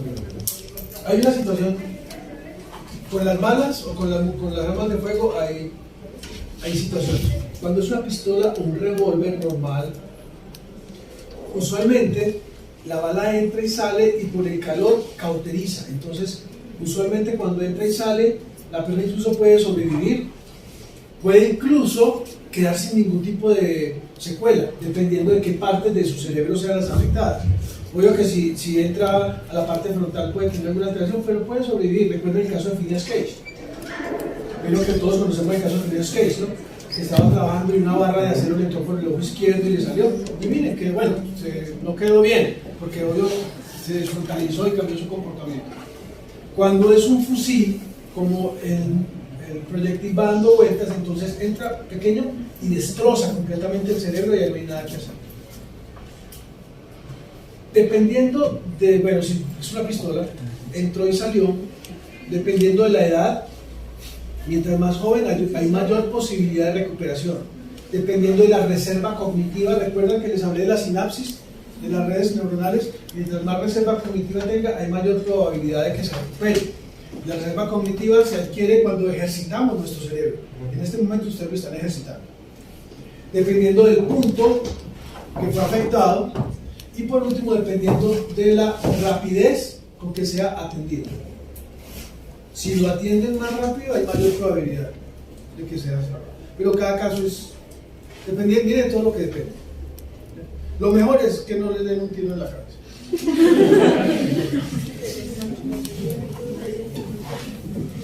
Bueno, vamos a hablar de un caso, y aquí les voy a leer el caso, compañeros, compañeras, colegas, cuando esto se ilumine. Es un caso de una paciente que tuve en un momento dado, y vamos a tratar no de inventar, de discernir, de tratar de mirar, a tratar de hacer un análisis. Obviamente es un ejercicio, esto no es un examen ni nada, es un simple ejercicio, pero esperemos que aprenda y voy adelantando con teoría y luego vuelvo al caso. Este es el caso. Bueno, perdón, tengo una duda. ¿Ya? En el caso que dijo mi compañera, ¿cómo podría intervenir el psicólogo en ese aspecto? Miren, en la recuperación, en el primer momento es una atención médica y de urgencia, o sea, nosotros no escondemos. Después de que el paciente ya se le salvó la vida, se hizo todo el tratamiento médico y ya está en la fase de recuperación, los psicólogos tenemos 2 áreas de intervención. Una es con el mismo paciente para identificar y evaluar cuáles son las habilidades que tiene y cómo las que tiene para potencializarlas y cuáles son las habilidades que ha perdido. para hacer rehabilitación neuropsicológica. Es posible que tenga problemas, haya quedado con secuelas de atención, de memoria, de lenguaje, de concentración. Entonces se hace un diagnóstico y se le trabaja la rehabilitación de aquellas funciones neurocognitivas que se hayan visto comprometidas. Si las perdió, entonces, ¿qué otras habilidades le pueden suplir las que perdió para que tenga una vida útil, feliz, lo más que se pueda? Primero. Y segundo, con la familia. Hay que trabajar con la familia. Recuerden que somos un ecosistema. Entonces la familia tiene que ser un apoyo emocional y físico para esa persona. Y tiene, porque ¿cuál es la tendencia de la familia? Sobreproteger, hacerle todo, no dejar que haga, y eso es contraproducente para el paciente. Entonces el trabajo del psicólogo y del psicólogo es fundamental en esos sentidos. Sí. A consecuencia del disparo que hablaban las compañeras, puede haber así como después casos de esquizofrenia o así, después del disparo de la cirugía. Sí. Pues sí puede haber, o sea, pueden haber muchas secuelas dependiendo de por donde haya pasado el proyectil y las áreas que hayan sido irrigadas. El caso exacto de la esquizofrenia o de los trastornos psicóticos, la psicosis, la esquizofrenia es un tipo de psicosis. Ese tipo de psicosis normalmente se puede dar por trauma, o sea, por golpe, caída, o en este caso, puede darse, no es lo más común, porque normalmente la esquizofrenia se da por factores hereditarios, por consumo de bebidas, pero sí se puede dar también por ese tipo de casos. No, pero sí se puede dar. De todas maneras, en cualquier caso, el manejo de trastornos psicopáticos, de trastornos como la esquizofrenia, es un manejo que se da entre el psicólogo y el psiquiatra. No nosotros solos. Nunca ustedes vayan a hacer solitos, pues es lo que yo opino, ¿no? Pues puede que haya colegas que piensen diferente. Pero el trabajo con la psicosis es un trabajo de equipo. Los accidentes neuropsicológicos, por ejemplo, dependen mucho de la recuperación, la pérdida de procesos cognitivos o el control de esfínteres. No es lo mismo que supongamos un traumatismo craneoencefálico lo tenga una persona de 65 a una persona de 25. Sí, ¿de qué depende la severidad de la lesión y las posibilidades de recuperación? Depende de estos factores que les digo. Primero que todo, la edad. Es muy importante. Primero, la edad. Segundo, la reserva cognitiva. Porque puede que haya alguien de 60, 70 años que tenga una gran reserva cognitiva y le vaya mejor que una persona de 15 o 20 años que no haga nada, o que sea un adicto a la droga. Entonces, la edad, la reserva cognitiva, el lugar de la lesión y la velocidad de atención. Esos son los 4 criterios para poder calificar el pronóstico, o sea, poder decir si se puede recuperar o no. Edad, reserva cognitiva, lugar de la lesión y velocidad de la atención. Esos son los criterios. Okay. Yo creo, les voy a leer el caso, pero yo creo que más bien se lo voy a dejar a la maestra para que en clase le paso la presentación para que lo analicen. Porque este es el caso de una señora de 63 años que consulta por cambios de comportamiento, consulta porque pierde la memoria, tiene problemas de hipertiroidismo anteriores, se le hace un TAC y se le hace una serie de exámenes y ahí está la presentación del caso. Entonces yo creo que se lo pueden dejar en clase más adelante. Ahí están todos con las imágenes y con todo. Otro ejemplo claro es Galilea. Ella tuvo una trombosis, bajó 20 kilos, hasta ahorita no se le ha desarrollado alguna deficiencia neurológica para poder hacer eso. Es una persona muy joven, a diferencia del paciente de 63 años que pudiera ser, en donde sí se le denominan diferencias neurocognitivas. Sin embargo, esto puede ser, por eso sigue el tratamiento, puesto que no sabemos hasta qué punto le haya podido afectar la parte cognitiva o la parte motora. Ajá. Un paciente de 63 años, obviamente, pues tiene ya de por sí deficiencias tanto motoras como sensitivas. Y una paciente pues muy joven, como lo acaba de decir, obviamente está todavía en el proceso de maduración. La recuperación es mucho más fácil. Exactamente. Miren, voy a leer esto solamente para que se animen y luego con la maestra lo continúen, lo trabajen, porque es un caso interesante, creo que es un caso real y tiene toda la imagenología. Una paciente de 63 años consulta porque tiene apatía, o sea, pereza, pérdida de interés por las cosas, una amnesia anterógrada, es decir, perdió la memoria antes de su situación, braepsiquia, es que tiene dificultades para la respiración, problemas respirativos, en fin, es lo que va teniendo. Aquí vemos todos los detalles, yo creo que más bien los trabajamos después. Cómo se discute el caso, tiene todos los aspectos clínicos y neuropsicológicos del caso. De hecho, esto es un paciente que atendí yo cuando estaba haciendo mi maestría en neuropsicología y es un caso que yo le presenté a mi profesor neurólogo en su momento. Me regañó mucho y después me tocó arreglarlo y ustedes están viendo ya he corregido. No sé qué. Entonces ahí estamos viendo imágenes de la lesión que tuvo la paciente con las explicaciones.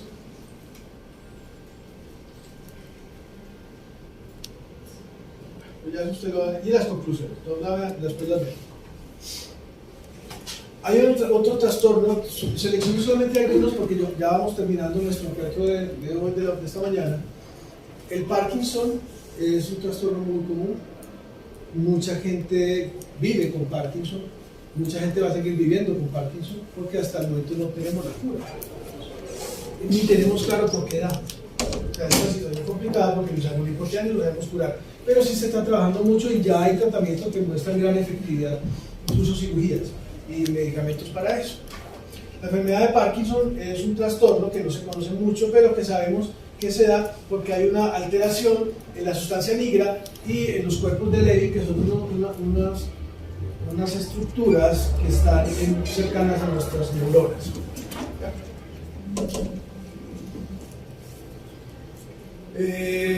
¿Cuál es el factor de riesgo? El Parkinson como tal no te va a matar, o sea, el Parkinson no es una enfermedad neurodegenerativa, comienza lentamente, se va viendo más fuerte hasta que acaba por alterar completamente tu calidad de vida.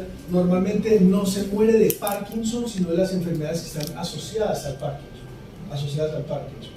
Por eso hay que tratar de que se postergue como más ese trastorno o la aparición, ¿ya? Es multifactorial.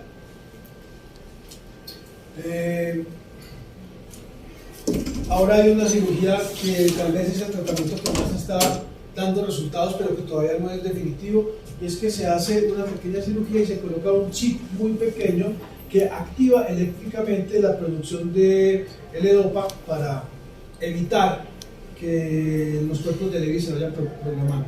¿Cuál es el problema de esta cirugía? Que a muchos pacientes les genera mucho dolor de cabeza. Entonces, claro, les cura ese, pero les da por otro lado. Uno no sabe qué puede ser peor, pero se sigue trabajando en ese tema. La epilepsia. La epilepsia también es muy común. Y nosotros siempre estamos acostumbrados a que cuando vemos un trastorno epiléptico creemos que es una convulsión, pero existen epilepsias que no tienen convulsiones. Por ejemplo, usted puede ver un niño en una escuela y el niño está con los ojos mirando al frente, quieto, ni habla, puede estar padeciendo un episodio de epilepsia. Y la maestra o el maestro pueden creer que simplemente está elevado, está dormido, no quiere hablar. No, está viviendo un episodio de epilepsia.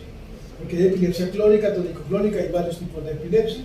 Entonces, esa es la habilidad que tenemos.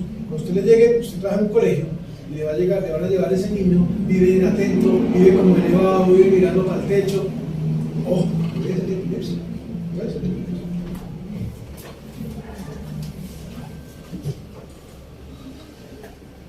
La epilepsia puede ser heredada, puede ser adquirida por una lesión, por un golpe, por un trauma, puede darse a nivel durante el nacimiento porque haya problemas con el oxígeno al momento de una hipopsia o una anoxia, o sea, pérdida o empobrecimiento del oxígeno al momento del parto.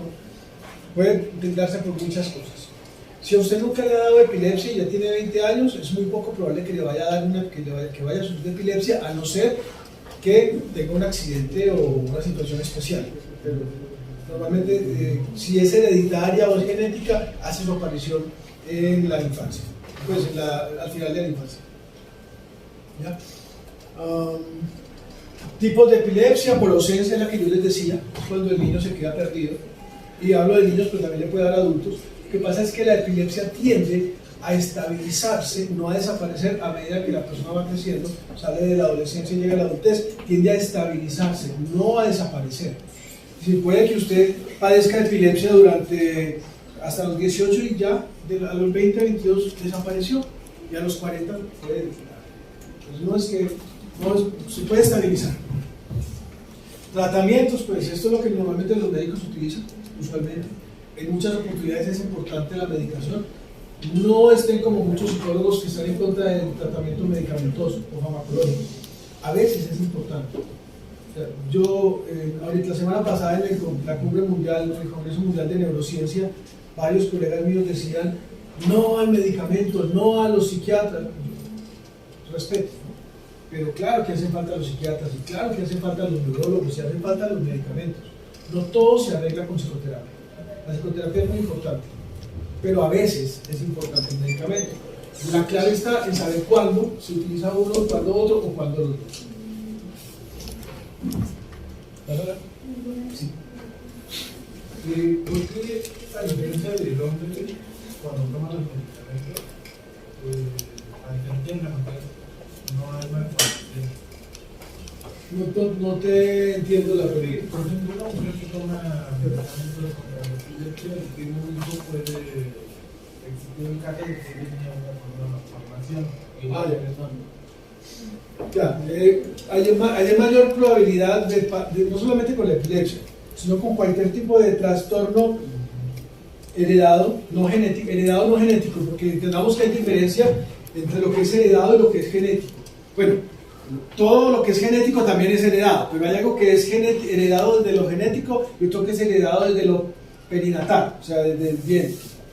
Cuando es heredado perinatal, como en el caso tuyo, hay mucha mayor posibilidad que sea la mujer la que le herede al hijo algún tipo de trastorno, porque es la mujer la que lleva al hijo 9 meses en el vientre.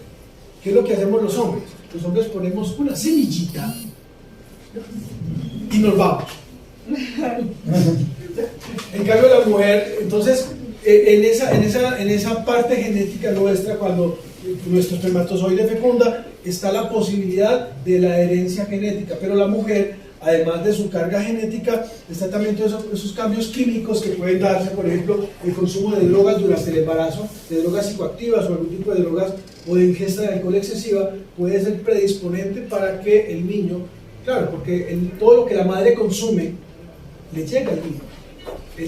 Hay niños que nacen alcohólicos, síndrome de alcoholismo fetal, triste, niños que nacen ya alcohólicos o drogadictos o que tienen alteración de la química, de la electricidad cerebral por malos manejos o por una lesión. No le echemos la culpa a la mujer por droga, ¿no? Pues se cae, se golpea y puede generar una lesión y por eso hay mayor posibilidad que sea la mujer y no el hombre.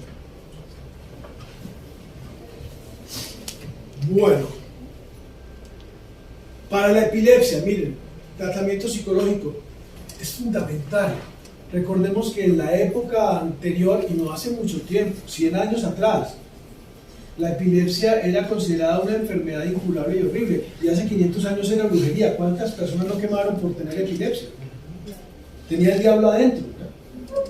Entonces todavía hay gente que cree que la epilepsia casi que es una maldición, que es como si fuera un karma, está pagando un karma o no, ¿no? Esto es un trastorno y está en nosotros como psicólogos generar educación en ese sentido. Puede precipitar, si usted sabe que alguien vive con epilepsia, debe decirle que evite este tipo de cuestiones. Yo no sé qué tiempo tenemos, ¿ya acabamos? ¿O sí? ¿Claro? Sí. Por eso...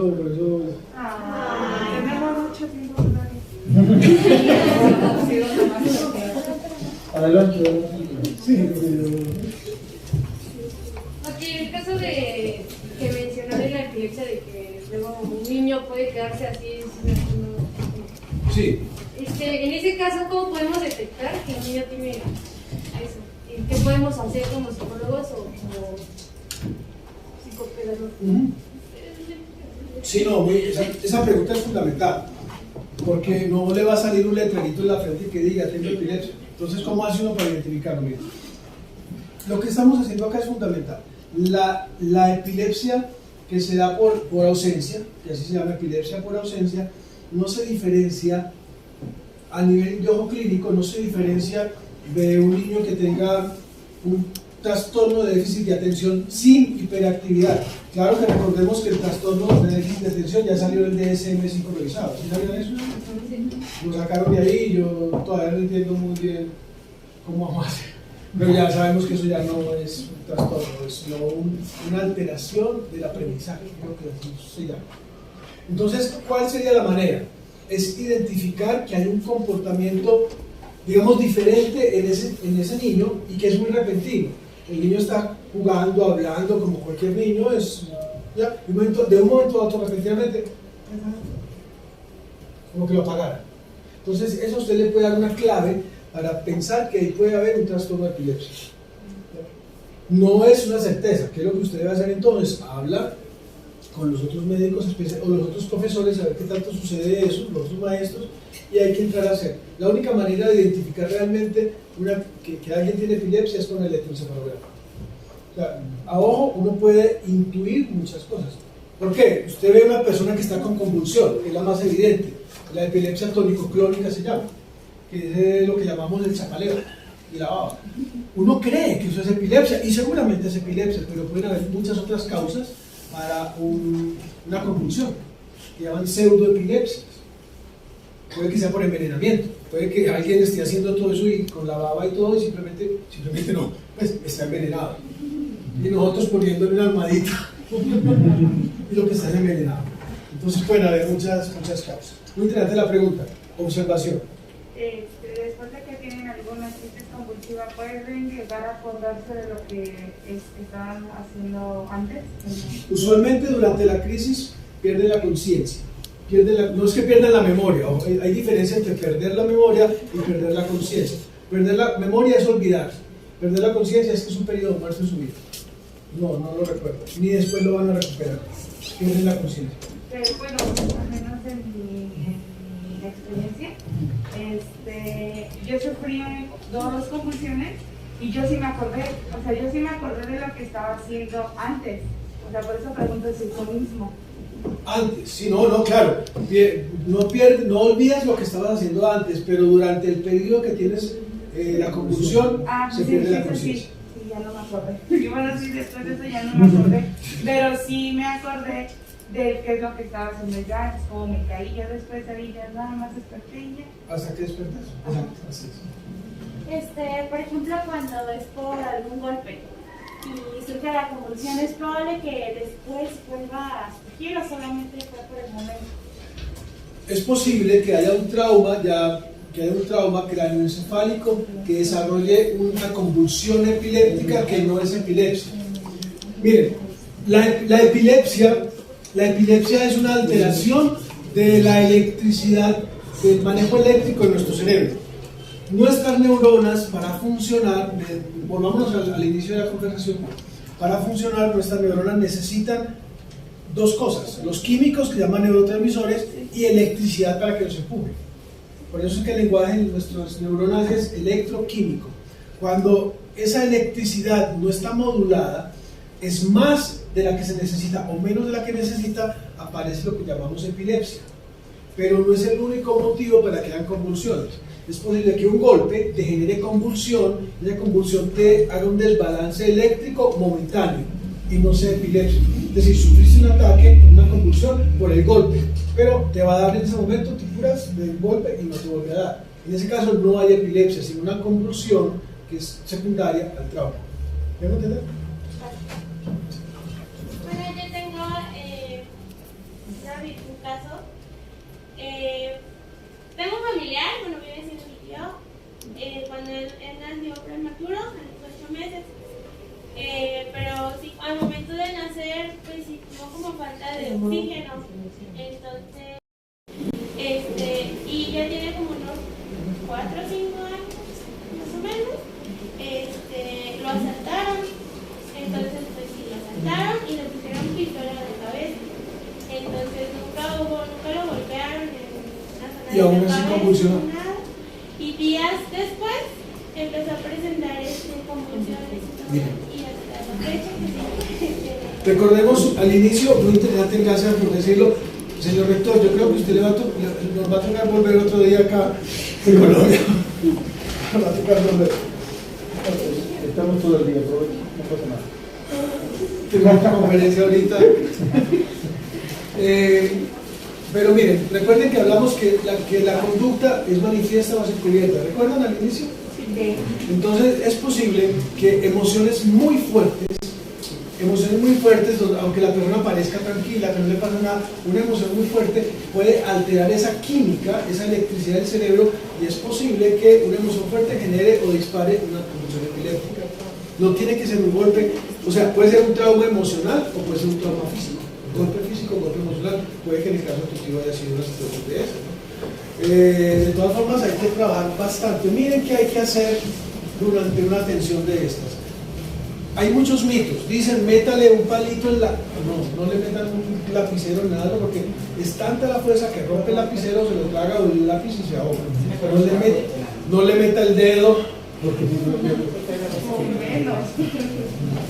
de pronto, para evitar la lengua, me echarle una toalla o un pedazo de tela, pero que no se lo vaya a comer. ¿Ya? Lo que hay más, lo principal ahí es evitar que se golpee. Es evitar que se golpee, y si es muy fuerte y hay personal de la salud preparado, médicos, enfermeros, enfermeras, ellos pueden colocar un relajante muscular, una inyección relajante muscular y relajarlo, pero eso no nos corresponde a nosotros.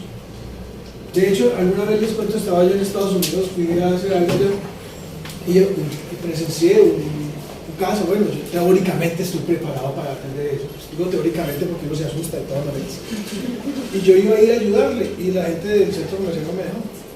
¿Por qué? Porque si yo llego a ayudarle a esa persona y llega a pasarle algo ahí, me voy para la cárcel. Así yo tenga la mejor intención, así yo no sea mi culpa, pero si le estoy ayudando y se muere, porque se iba a morir, pero yo le estoy ayudando, entro a ser sujeto de investigación.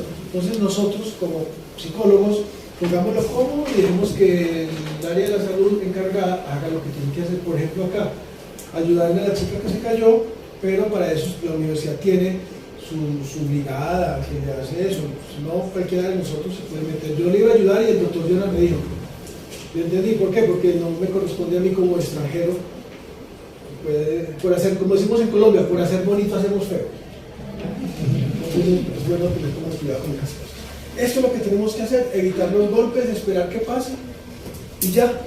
Después, si hay tratamientos, fenobarbital y hay medicamentos que le ayudan a eso. Santiago, aquí es bien importante, y nosotros lo hemos hecho con algunos salones que pues tenemos la situación de que hay algún estudiante que tiene la universidad y que padece de esa situación, y lo hemos hecho para que los alumnos que están a su alrededor, sus compañeros de clase, se sensibilicen con ello, porque en ocasiones el estudiante o la estudiante está correctamente bien y de buenas a primeras comienzan con el ataque, con la epilepsia, y los alumnos, los compañeros, lo que hacen es aislarse porque les da miedo y no saben cómo actuar. Y entonces nosotros, pues por muchos años, cuando hemos tenido un caso de epilepsia, siempre manejamos con el salón de clase la situación, como bien tú dices, lo que hay que hacer, cómo hacerle, de qué manera ponerlo, para no arriesgarlo ni a él ni arriesgarnos nosotros hasta que llegue el servicio médico. Y en ese sentido es muy correcto, sobre todo para sensibilizarnos. Yo no salir corriendo ni llamar a un sacerdote, ¡ay, exorcismo! Miren, la epilepsia no es contagiosa. Hay terapia, no, eso no es contagioso, no necesariamente es heredada, no necesariamente, no tiene nada que ver con retardo mental. La persona que padezca este trastorno no tiene déficit, no tiene déficit cognitivo, pero hay que tratarlo, porque cada vez que hay una convulsión hay pérdida de neuronas y hay noxas y cicatrices en el cerebro. Entonces, mientras más convulsiones se den, es posible que con el tiempo sí pueda haber algún tipo de alteración neurocognitiva, pero no con una ni dos veces, ¿no? Pero no hay, o sea, hay que hacer el tratamiento. No necesariamente hay peligro de muerte, sin embargo, si le da en un lugar donde se puede caer o se puede golpear, pues se muere. Exacto. Por eso es que hay que generarle minimizar las posibilidades de trauma de golpe. Ya, no es invalidante, usted puede tener epilepsia, padecer epilepsia y trabajar en cualquier parte, siempre y cuando esté tratado y controlado. En fin, no impide estudiar. Ay, maestra, es que no pude estudiar para el examen porque es que yo tengo epilepsia. No, nada. No es excusa. No es excusa. Ok. Vamos para terminar ya de una manera más rápida, vamos a hablar del sueño. Yo sé que aquí hay varios que saben mucho porque los he visto durmiendo. Sí, ahí. Están durmiendo, yo hago algo. En los trastornos del sueño, porque también tiene que ver con nuestra labor y eso es neuropatología. Primero que todo entendamos que el sueño es fundamental, dormir es fundamental. Necesitamos tanto el sueño como el agua y la comida y el oxígeno. Si no dormimos lo suficiente, todos nuestros procesos neurocognitivos y vitales se van a perder. Necesitamos dormir. ¿Cuánto tiempo creen ustedes que necesitamos dormir? 8 horas, ¿más? Mínimo 6, 7, porque dicen que 14.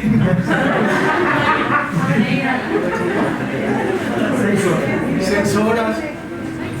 Miren, todos necesitamos dormir, pero los periodos de sueño van cambiando con la edad. Y obviamente todas las personas somos diferentes, entonces es posible que unos como individuos necesiten más que otros.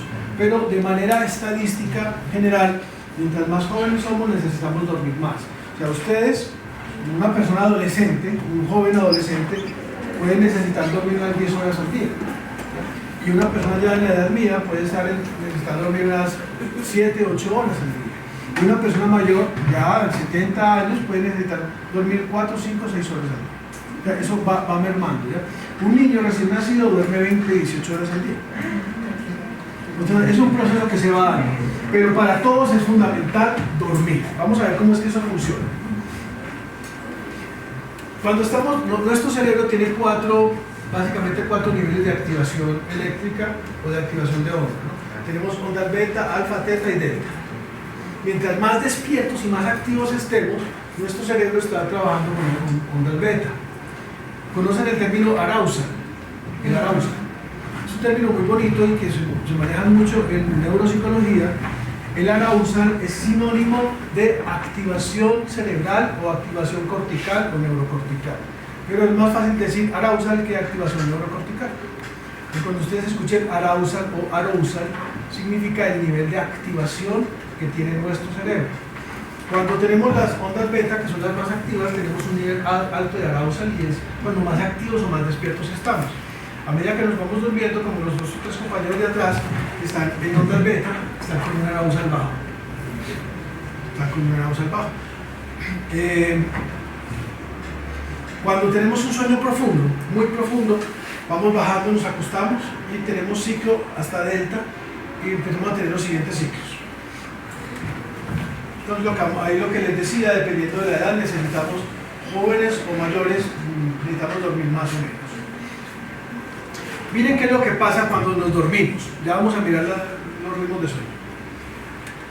Nuestro tallo cerebral, esta parte acá del tallo cerebral, cuando estamos dormidos, genera un filtro que impide que todas las acciones de nuestro cerebro lleguen a nuestros miembros exteriores. O sea, bloquea el sistema nervioso central, se bloquea del sistema nervioso periférico. Por eso usted está durmiendo y sueña que está corriendo. Y usted sueña que está, y se despierta cansado. Pero no corrió, estuvo todo el tiempo en la cama. Porque hay una desconexión gracias a algo que llama norepinefrina y serotonina. Esos dos neurotransmisores te desconectan a nivel de tallo cerebral. Tu cerebro activa todas las partes del cuerpo que tienen que ver con el movimiento. Pero cuando la orden del cerebro va a llegar a las piernas o al resto del cuerpo, se para. No llega hasta ahí. ¿Ya? Cuando hay alteraciones del sueño, por ejemplo el sonambulismo, las personas que viven con sonambulismo, hay una alteración a nivel de tallo y la norepinefrina no impide como debe ser y realmente eso que está soñando va a su cuerpo y sale a caminar. ¿Ya? O el somniloquio. Somniloquio es hablar dormido. Es muy peligroso el somniloquio. Si usted está durmiendo con su pareja, imagínese. Su señora se llama Marta y usted le dice, hola Patricia, te amo. Peligrosísimo. Es bueno tener tratamiento para ese tipo. Ahora, hay otros trastornos del sueño como la apnea de sueño. ¿Han oído hablar de la apnea? No confundamos apnea de sueño con roncar. Todos roncamos, unos más que otros. Unos mucho más que otros, como yo. Pero no siempre roncar es una apnea. Ahí llega el momento en que se vuelve tan difícil. Apnea es que la forma Sí, la forma del sueño nos impide que el oxígeno pase y se bloquea y puede incluso uno morir por asfixia o tener trastornos neurocognitivos porque el oxígeno no le llega porque cuando está dormido, y eso requiere cirugía. Ahora, es importante, ahí vemos debajo de las figuras de las personas unas fases que se llaman fases REM o fases de sueño profundo. REM es, bueno, es MOR, M-O-R, movimiento ocular rápido. REM es lo mismo en inglés.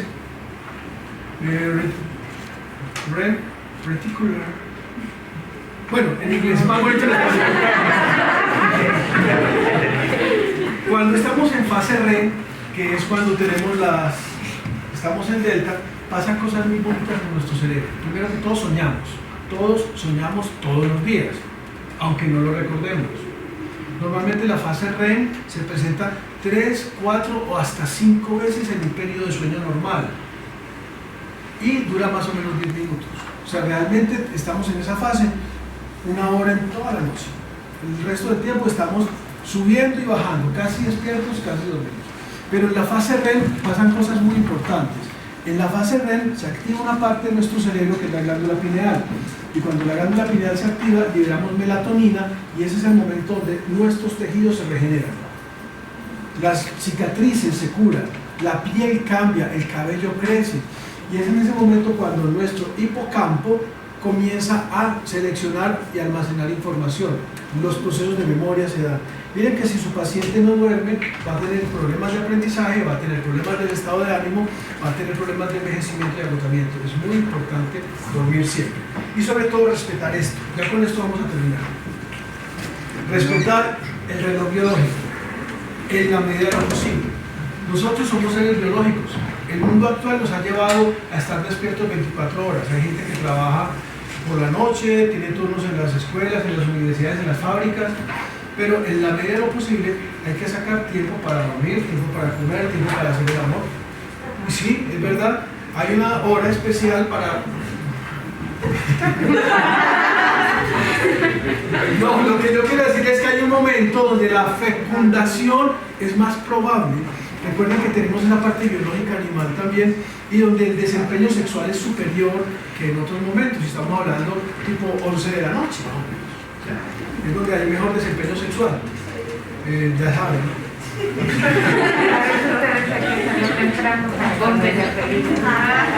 Sí, sí. Vamos con eso. No, es muy importante que lo tengamos en cuenta. Aquí lo volvamos chiste, pero por ejemplo, cuando usted le llega un paciente, un niño, y llega la señora y le dice: doctor, doctora, licenciado, licenciada, es que no aprende, es muy distraído. Claro, le estamos enseñando matemáticas a las 3 de la tarde. A las 3 de la tarde el cerebro y la parte de nuestro cuerpo está para actividad, es donde mayor actividad de reacción física tenemos, pero el nivel de concentración es más bajo. El mayor nivel de concentración está tipo 9, 10, 11 de la mañana. Entonces hay que tener el conocimiento para ubicar determinados cursos en determinadas horas donde biológicamente estamos más dispuestos a hacer determinadas cosas. Hay un trastorno que se llama, bueno, la apnea del sueño, y hay otro que se llama la narcolepsia. Narcolepsia no es de narcóticos, es la persona que está aquí y en un momento a otro se quedó dormido. O sea, se duerme, no es un ataque, se duerme, en cualquier momento se cae y se duerme. Entonces es un trastorno bien complicado que tiene que ver con ese tallo cerebral que no funciona, Entonces de un momento a otro le da orden al cuerpo, el cuerpo se duerme. Eso requiere un tratamiento porque se puede dormir manejando, conduciendo, haciendo cualquier cosa de un momento a otro y eso no puede hacer nada.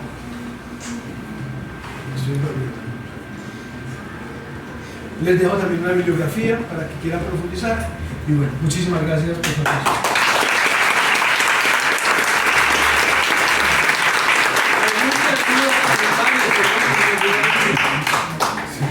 Yo tengo cuando ese ciclo de sueño por alguna cuestión emocional se rompe, para poder retomarlo. Es muy interesante, sobre todo gracias maestro. Para nosotros como psicólogos es muy importante saber que cualquier alteración emocional, primero que todo, va a ser síntoma en algunos cambios de comportamiento. Siempre se nos va a alterar primero el sueño, la alimentación y las relaciones con los demás. dependiendo de las esferas, o en la familia, o con los amigos, o en la escuela. Pero siempre se va a alterar. Cualquier trastorno emocional generalmente afecta el sueño, o sea, o lo pone o a dormir más o a dormir menos. La alimentación, o a comer más, o en el caso mío, a comer más todavía. Pero siempre se altera. Cuando tenemos grandes preocupaciones, cuando tenemos momentos de ansiedad o depresión, se nos altera el ciclo de sueño. Eso es una forma normal de defensa de nuestro cuerpo. ¿Ya? Entonces vivámoslo como algo normal, pero no nos podemos quedar con esa alteración en el ciclo de sueño. Hay que tratar de recuperarlo. ¿Cómo lo podemos lograr? Nosotros estamos diseñados, nosotros no somos animales diurnos. Nuestra biología es ser animales diurnos. Estamos diseñados biológica y genéticamente para trabajar de día y dormir de noche. Algunos dormimos de día también. Si queremos retomar otra vez esos ciclos debemos convencer a nuestro cerebro de que es el momento de dormir. ¿Y cómo lo podemos convencer? Generando un espacio apropiado para ello. ¿Cuál es el espacio? Nunca durmamos con la luz encendida, ni con el televisor encendido, ni con el computador encendido. Tenemos que generar un estado de, tal vez no de oscuridad absoluta, pero sí de penumbra. Primero, debemos generar un estado de silencio o tranquilidad. Si usted quiere colocarle, por ejemplo, sonidos de bosque, sonidos de bosque nocturno, de lluvia, eso nos lleva a esa parte reptiliana nuestra instintiva que nos ayuda a dormir. Busquen en YouTube algo, música de bosque en la noche, de lluvia o río corriendo. Trate de bajar la temperatura, que sea un poco más fresco. Se puede colocar aire acondicionado, o abrir la ventana, o colocar un ventilador, y eso va a hacer que su cerebro se engañe y duerma más. Pero si usted pone el televisor, prende la luz, están los niños jugando,